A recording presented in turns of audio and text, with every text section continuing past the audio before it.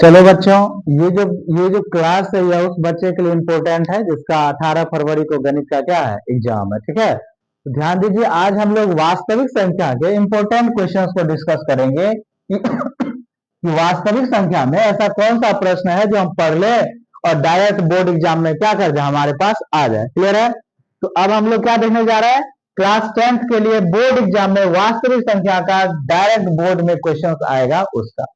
सबसे पहला क्वेश्चन आप देख लीजिए, आपके पास है यूक्लिड विभाजन प्रमेय की सहायता से 867 और 255 का मौसम ज्ञात करने वाला।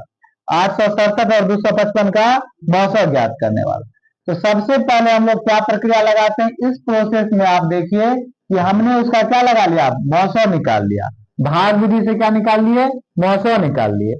उसके भाग विधि से 255 से 3 बार में 102 शेष बचा, 102 से 2 बार में 51 शेष बचा और 51 से 2 बार में पूरा कर दिया। यह भाग विधि से मौसम तब तक निकालते हैं जब तक शेषफल का मान 0 नहीं आ जाता। फिर हम लिखते हैं 867 और 255 का मौसम यूक्लिड विभाजन प्रमेय की सहायता से निम्न चरणों में ज्ञात की जाएगी। अब हम क्या ले लिए, चरण नंबर 1। हम यह इस प्रक्रिया में क्या करते हैं कि हमारे पास जो दो संख्याएं हैं 867 और 255, उसमें एक को ए दूसरे को बी मान लिए।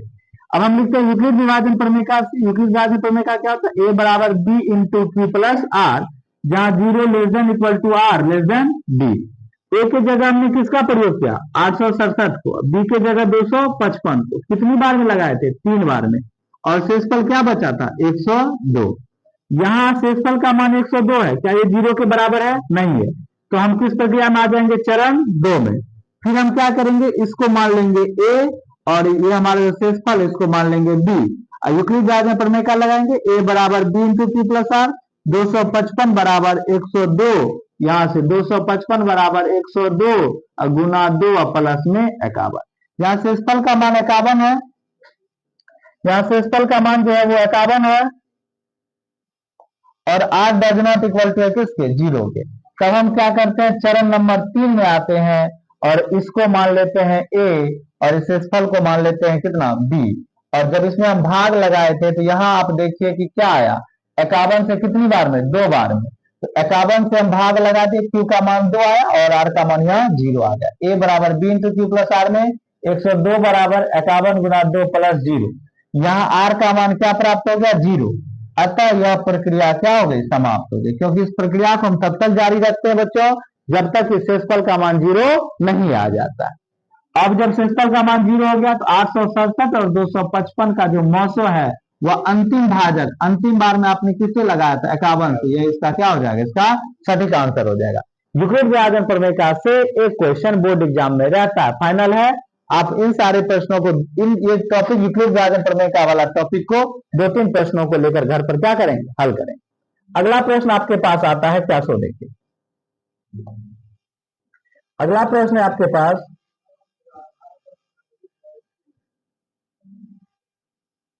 दूसरे नंबर का प्रश्न है, क्या है सो देखिए। दूसरा क्वेश्चन कह रहा है कि अभाज्य गुणनखंड विधि द्वारा लौह और क्या ज्ञात करना, मौसम। तो हमारे पास एक संख्या 148 है, दूसरा 204 है। इसका हमें अभाज्य गुणनखंड से क्या ज्ञात करना है, लौह और मौसम। तो सबसे पहले 148 का अभाज्य गुणनखंड कर लेंगे, 204 का भी अभाज्य गुणनखंड कर लिए। 148 के अभाज्य गुणनखंड में ये आया और 204 के अभाज्य गुणनखंड में ये आया। इन दोनों का मौसम निकालने के लिए जो संख्या मिल रही है वो लिख लिए, 2 और 2 कितना, 4, 2 के बदला 1 लिख लिए। एलसीएम के लिए जो मिल रहा था वो भी लिख लिए और जो हमारे पास बच गया, हमारे पास क्या बच गया है, हमारे पास यहाँ बच गया 37, 3 और 17। इसलिए हमने यहाँ पर 37, 17 और 3 को लिख लिए और इन सभी संख्याओं को आपस में क्या करिए, लास्ट में गुणा कर दिया। हमारा क्या निकल गया, मौसम। आपके पास 3 संख्याएं भी अगर रहेगी उसमें आपने सबका क्या निकाल लेना, पहले अभाज्य गुणनखंड, उसके बाद उसको हम गुणनफल के रूप में क्या कर देंगे, लिख देंगे, गुणनफल के रूप में लिख दिए। और मौसम निकालने के लिए जो मिल रहा है, जैसे क्या मिल रहा है, हमारे पास 3, 3, 3, एक और 3, एक और 3, एक और 3, तो 2, 3 ले लिए। और हमारे पास यहाँ बच क्या, कौन सा संख्या गई, बच गई ये 2, ये 3, ये 2, ये 2। तो ठीक है, या फिर आप ऐसा भी कर सकते हैं, हाँ, तो इसको आप ऐसा लिख लीजिए, ये कितना है, 2 की पावर 1 और 3 की पावर 2, ये हो गई 3 की पावर 3, और ये हो गई 2 की पावर 2 और 3 की पावर 2। इसमें आप देखिए मौसा निकालने के लिए कौन सी संख्या मिल रही है, ये मिल रहा है, ये जो मिल रहा है 3 की पावर 2, 3 की पावर 3, 3 की पावर 2, इसमें छोटा पावर कौन है, 3 की पावर 2, तो 3 को 2 बार लेके गुना कर दी। और लॉसो के लिए बड़ा पावर क्या है, 3 की पावर 3, तो 3 को 3 बार लिख लिए। और 2 की पावर बड़ी कौन सी है, 2, तो 2 को 2 बार लिखिए, इसको गुना कर लेंगे, ये क्या निकल जाएगा हमारा, मौसो और लॉसो। ठीक है, अगला क्वेश्चन देखिए आपके पास है, ये वाला इंपॉर्टेंट क्वेश्चन है, कौन सा, ये वाला सिद्ध करने वाला कि रूट टू कौन संख्या, अपरिमेय संख्या, ध्यान दीजिएगा। हमारे पास प्रश्न है, सिद्ध कीजिए कि रूट टू एक अपरिमेय संख्या। ठीक है, हम क्या करेंगे, यदि संभव हो तो मान लेंगे कि रूट टू हमारा कौन संख्या, परिमेय संख्या, दिखाना है अपरिमेय, और हम मान लेंगे इसको कौन सी संख्या, यह एक परिमेय संख्या। तो अब यदि ये परिमेय संख्या है तो इस पर किसका परिभाषा लागू होगा, परिमेय संख्या। तो रूट टू किसके रूप का होगा, पी बटे क्यू के रूप का, जहां पी और क्यू क्या होगी, पूर्णांक होगी, और क्यू का मान 0 नहीं होगा। साथ ही साथ हम यह भी कह लेते हैं कि पी और क्यू सहवास संख्या, अर्थात पी में और क्यू में एक के अतिरिक्त कोई भी वनिष्ठ गुणनखंड नहीं है। अब हम क्या करते हैं, इसमें दोनों तरफ क्या लगा कर देते हैं, वर्ग। तो रूट टू का स्क्वायर बराबर पी बटे क्यू का होल स्क्वायर, रूट टू का स्क्वायर 2, पी बटे क्यू का होल स्क्वायर हो जाएगा हमारा Q square by Q square.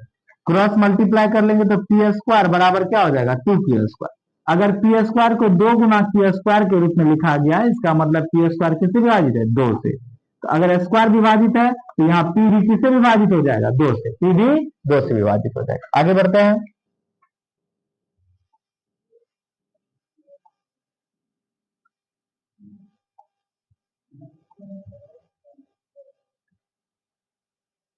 अगले प्रोसेस में देखिए कि यदि, तो आप यदि पिछले में क्या देखे थे कि पी जो था वह किससे विभाजित था, 2 से। अगर पी 2 से विभाजित है तो कितनी बार में भी तो होगा, तो मान ले पी का मान कितना, 2m। तो समीकरण 1 में रख दिए 2m का होल स्क्वायर बराबर 2q स्क्वायर, ये हो गया 4m का होल स्क्वायर बराबर 2q स्क्वायर, 2q स्क्वायर बराबर 4m स्क्वायर, 2 से ये कट जाएगा तो q स्क्वायर बराबर क्या हो गया, 2m स्क्वायर। तो q स्क्वायर किससे विभाजित हो गया, 2 से, इसीलिए q भी किससे हो जाएगा, 2 से। यहाँ p और q दोनों किससे विभाजित हो गया, 2 से, अर्थात P और Q दोनों में 2 क्या उभयनिष्ठ गुणनखंड है, क्या दोनों उभयनिष्ठ गुणनखंड है। हम क्या माने थे, अगर आप गौर करेंगे तो आप माने थे नीचे वाले सवाल में, नीचे वाले प्रश्न में आप माने थे कि, यहां देखिए आप माने कि P और Q में, P और Q में एक के अतिरिक्त कोई उभयनिष्ठ गुणनखंड नहीं है। और आपने यहाँ क्या दिखा दिया, आपने यहां दिखा दिया कि P और Q में जो है वह क्या है, 2 उभयनिष्ठ गुणनखंड है। 2 क्या है बच्चों, उभयनिष्ठ, 2 उभयनिष्ठ गुणनखंड है। हम माने थे कोई उभयनिष्ठ गुणनखंड नहीं, लेकिन बाद में हम दिखा दिए कि 2 उभयनिष्ठ गुणनखंड है, अतः हमारी अवधारणा क्या हो रही है, गलत साबित हो रही है। इसलिए रूट टू को माने थे परिमेय, परिमेय ना होकर के रूट टू कौन सा क्या होगी बच्चों, अपरिमेय संख्या। क्लियर है, अब ध्यान दीजिएगा। इसी तरह आपके पास कुछ क्वेश्चंस है, उनका प्रैक्टिस आपको क्या करना है, कर लेना है। जैसे आपके पास लास्ट टाइम है, कुछ प्रैक्टिस करते जाएंगे।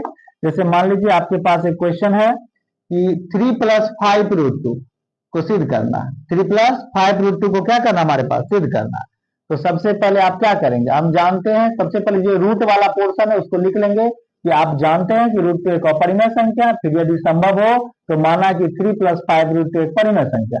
अगर वह परिमेय होगी तो परिमेय संख्या की परिभाषा लागू होगी, 3 + 5 रूट 2 किसके रूप का होगा, पी बटे क्यू। यही बात है, जहां पी और क्यू पूर्णांक होगी और Q does not equal to क्या हो जाएगा, 0 हो जाएगा। ठीक है, अब ध्यान दीजिए, तो यहां पर क्या किए हम लोग, क्या किए, तो 5 रूट 2 को पी बटे क्यू माने थे। तो यहाँ पर हम लोग 3 + 5 रूट 2 को पी बटे क्यू माने थे, यहाँ से 3 इधर चला आएगा तो कितने हो गया हमारा, माइनस में एलसीएम ले लिए और 5 को यहाँ से नीचे दे दिए। ठीक है, ये हम पहले से मान चुके अपरिमेय, और ये पी और क्यू के रूप का ये कौन सा क्या हो जाएगी, परिमेय। तो अपरिमेय और परिमेय क्या ये बराबर होगा, कभी बराबर नहीं होगी, ये संभव नहीं है। अतः हमारी अवधारणा गलत साबित होती है। 3 + 5 √2 कौन संख्या है? अपरिमेय। इस तरह कुछ क्वेश्चंस दिए गए हैं जिसपे आपको क्या करना है, यह सिद्ध कर देना है ये 5 ये अपरिमेय वाला सा प्रश्न। जैसे क्या, जैसे क्वेश्चन आपको √3 + √2 का होल स्क्वायर है, इसकी प्रोसेस आप देख लीजिए। फिर 3 + √2 का होल स्क्वायर है,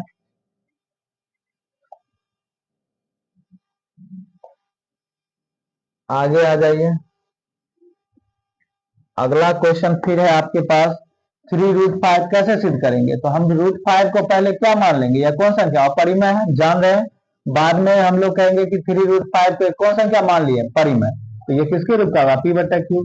ये गुना में 3 है, यहाँ मिस हो गया, ये इधर कहाँ चले जाएगा, भागा में 3 आ जाएगा, ये यहाँ पे ये क्या हो जाएगा, 3√5 बराबर है p/q, तो √5 बराबर हो जाएगा p/3। ये कौन संख्या हो जाएगी, एक है। ये मान लेंगे अपरिमेय है पहले से, ये कौन संख्या, परिमेय। क्या संभव है? संभव नहीं। अतः हमारी अवधारणा गलत साबित होती है। 3√5 कौन संख्या हो जाएगी, अपरिमेय संख्या। आगे आओ। अब देखो दो और क्वेश्चन है, दो टाइप के और क्वेश्चन है। क्या है, तो यहाँ क्वेश्चन कर रहा है जांच कीजिए, जांच कीजिए कि क्या किसी प्राकृत संख्या n के लिए 6 पे पावर n का इकाई अंक क्या हो सकता है, शून्य हो सकता है।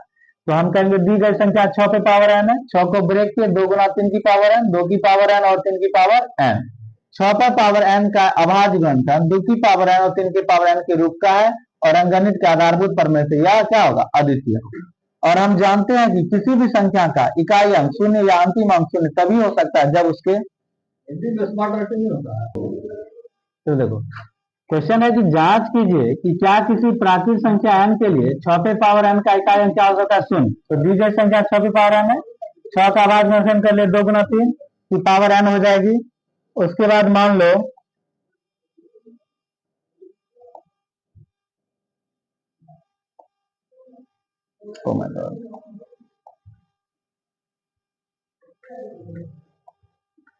तो इसको कर लिए। यहाँ क्या देखे, 6 पे पावर n का अभाज्य गुणनखंड 2 की पावर n × 3 की पावर n के रूप का है और अंकगणित के आधारभूत प्रमेय से यह अद्वितीय होगा। ठीक है, हम जानते हैं कि किसी भी संख्या का इकाई अंक शून्य या तभी हो सकता है जब अंक शून्य तभी हो सकता है जब